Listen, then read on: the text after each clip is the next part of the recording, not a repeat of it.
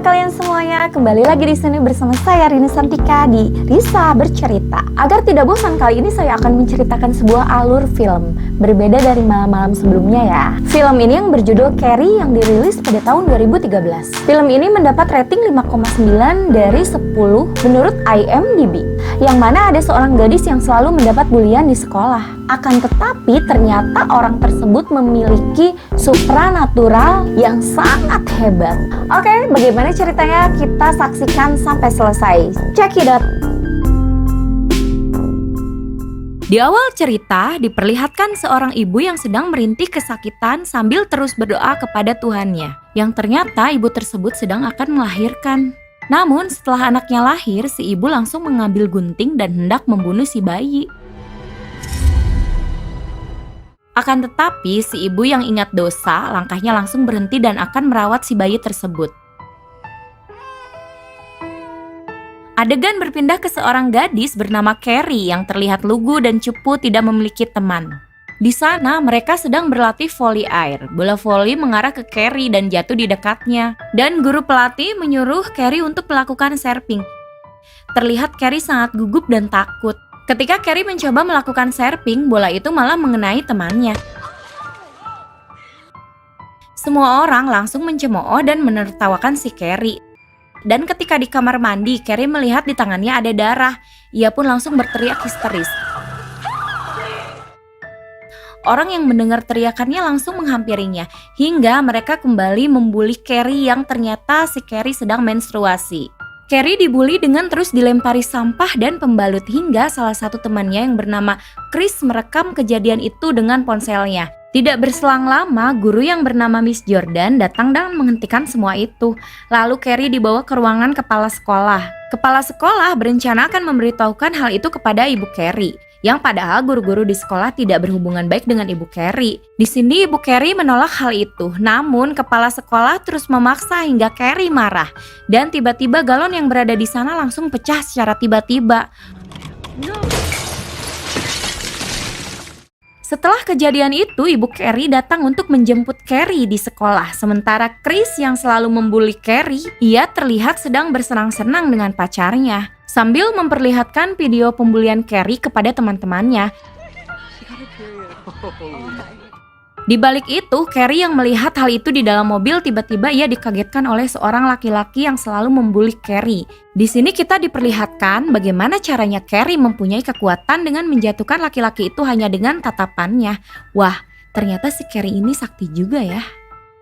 Setelah itu, ketika di rumah, Carrie tidak sengaja melihat ibunya sedang membentur-benturkan kepalanya ke dinding sambil memegang kitab suci. Di sini, Carrie langsung berusaha menghentikan hal itu. Lalu si ibu bilang kalau Carrie telah berbuat dosa dengan mandi di kolam renang umum. Dan tiba-tiba si ibu memukul Carrie dengan kitab suci itu, lalu memaksa Carrie untuk masuk ke sebuah ruangan untuk memohon pengampunan dosa. Yang pada akhirnya, Carrie berhasil dimasukkan ke ruangan tersebut. Di balik itu, Carrie sangat marah. Lalu ia menggunakan kekuatannya hingga pintu yang menutupinya itu retak. Lalu patung Yesus yang berada di sana tiba-tiba mengeluarkan darah. Lalu ia berdoa atas semua dosa yang telah ia lakukan. Di balik itu ada seseorang yang sedang bercinta di dalam mobil. Ia adalah Sue dan Tommy. Di sini Sue merasa bersalah karena sebelumnya ia telah ikut membuli Carrie. Namun Chris, orang yang telah merekam pembulian Carrie, ia dan teman-temannya mengupload video pembulian itu di YouTube. Ketika pada malam harinya, ibu Carrie membukakan pintu dan menemukan Carrie yang sudah terlelap tidur. Lalu si ibu membangunkannya, pada akhirnya mereka saling meminta maaf. Keesokan harinya, saat di sekolah, Miss Jordan bertanya kepada semua muridnya, siapa orang yang telah mengupload pembulian Carrie ke YouTube. Miss Jordan tentu curiga terhadap Chris dan Sue.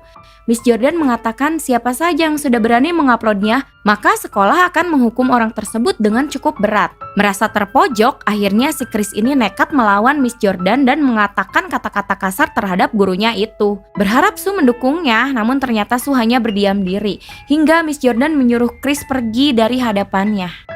Di lorong sekolah, Carrie masih saja terus dibully oleh semua murid. Lalu Carrie masuk ke kamar mandi dan merasa sangat kesal. Tiba-tiba kaca di kamar mandi pun langsung pecah oleh kekuatannya. Di sini barulah sadar kalau si Carrie ini mempunyai kekuatan yang tidak biasa. Setelah itu, Carrie mendalami kekuatannya dengan membaca buku supranatural dan menonton video tentang kekuatannya itu. Di malam harinya, Carrie mencoba mempraktekkan kekuatannya lagi. Buku-buku di sana tiba-tiba melayang dengan kekuatannya itu, termasuk tempat tidurnya. Di balik itu, si ibu mendengar suara berisik di kamar Carrie. Ia langsung menuju ke sana sambil membawa pisau. Saat ibunya sampai kamar, terlihat si Carrie ini dia sedang berpura-pura tidur. Lalu si ibu menaruh pisau di meja dan si ibu akan tidur bersama anaknya malam ini. Dengan sengaja, Carrie menggunakan kekuatannya untuk menjatuhkan pisaunya hingga menancap di bawah. Terlihat Carrie sangat puas karena sudah bisa menggunakan kekuatannya dengan sangat sempurna. Keesokan harinya, Sue membujuk Tommy pacarnya untuk mengajak Carrie ke pesta sekolah. Sue mengatakan kalau ia ingin menebus kesalahan atas pembuliannya terhadap Carrie. Sementara Sue sendiri tidak akan datang ke pesta itu. Pada akhirnya Tommy mendatangi Carrie untuk mengajaknya ke pesta. Di sini Carrie yang merasa Tommy hanya akan mempermainkannya. Ia pun menolak hal itu lalu pergi meninggalkan Tommy. Lalu di ruangan locker, Carrie menceritakan hal itu kepada Miss Jordan. Di sini Miss Jordan memotivasi Carrie dengan mengatakan kalau Carrie adalah orang yang sangat cantik dan layak untuk pergi ke pesta dengan Tommy. Setelah itu, Miss Jordan menanyakan langsung kepada Tommy tentang keseriusannya mengajak Carrie. Karena ia tidak mau jika ajakan itu hanya untuk membuli Carrie di acara pesta. Di sini Tommy dan Sue menjelaskan kalau itu sangat serius.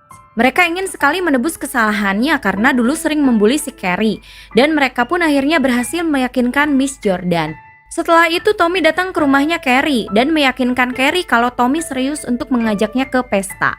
Awalnya si Carrie masih ragu terhadap Tommy, namun pada akhirnya Carrie percaya dan menyetujui ajakan Tommy. Singkat cerita, di keesokan harinya si Carrie pulang terlambat. Di sini si ibu yang khawatir marah besar kepada Carrie. Carrie menjelaskan kepada sang ibu kalau dirinya telah diajak ke pesta oleh seorang pria. Berharap si ibu mengerti hal itu, akan tetapi si ibu semakin marah dan Carrie diperintah sang ibu untuk kembali ke ruangan itu lagi dengan memohon ampun. Di sini Carrie tidak mau melakukan hal itu, lalu marah kepada ibunya, lalu mengangkat semua perabotan di rumah dengan kekuatannya lagi. Si ibu langsung bersujud dan berdoa. Carrie yang melihat hal itu langsung menyuruh ibunya berdiri. Si ibu yang tidak menanggapi perkataan Carrie langsung dicekik dan diangkat dengan kekuatannya itu.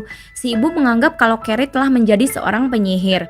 Carrie yang kasihan langsung menurunkan ibunya kembali. Di balik itu, Chris dan teman-temannya membunuh seekor babi untuk diambil darahnya. Setelah itu, mereka menyelinap ke dalam gedung pesta sekolah dengan menaruh satu ember darah babi lalu menggantungkannya di atas panggung. Di balik itu, si Carrie lagi bersiap-siap ke acara pesta. Di sini si ibu masih berusaha untuk menghentikan Carrie agar dirinya tidak jadi pergi ke acara pesta itu. Si ibu meyakinkan Carrie untuk membakar bajunya dan lebih baik pergi dan berdoa. Namun Carrie tidak menanggapi hal itu dan kekeh akan pergi ke pesta bersama Tommy. Si ibu yang khawatir terus berusaha menghentikan Carrie. Merasa risih, akhirnya Carrie membungkam mulut si ibu dan menyeret ibunya ke ruangan doa dengan kekuatannya, lalu menguncinya rapat-rapat. Lalu Carrie pergi keluar yang ternyata Tommy sudah menunggunya di luar. Di sini Tommy memuji kecantikannya Carrie yang terlihat tidak seperti biasanya. Lalu ketika di pesta, Tommy menyempatkan diri untuk memberi kabar kepada Sue pacarnya, yang pada saat itu Sue tidak ikut acara tersebut. Setelah itu Tommy mengajak Carrie untuk berdansa dengannya, hingga Carrie merasa nyaman di dekat Tommy.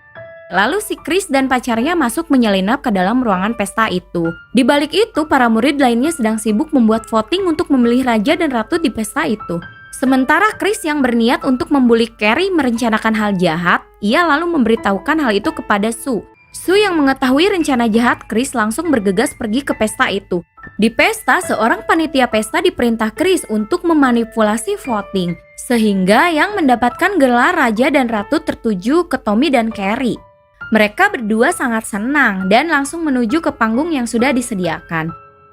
Di balik itu, Sue sampai di pesta dan mencari keberadaan Tommy dan Carrie. Hingga Sue melihat Tommy dan Carrie berada di atas panggung. Sue berusaha untuk menghentikan Chris, namun hal ini dihentikan oleh Miss Jordan. Karena Miss Jordan menganggap kalau Sue akan mengacaukan acara itu.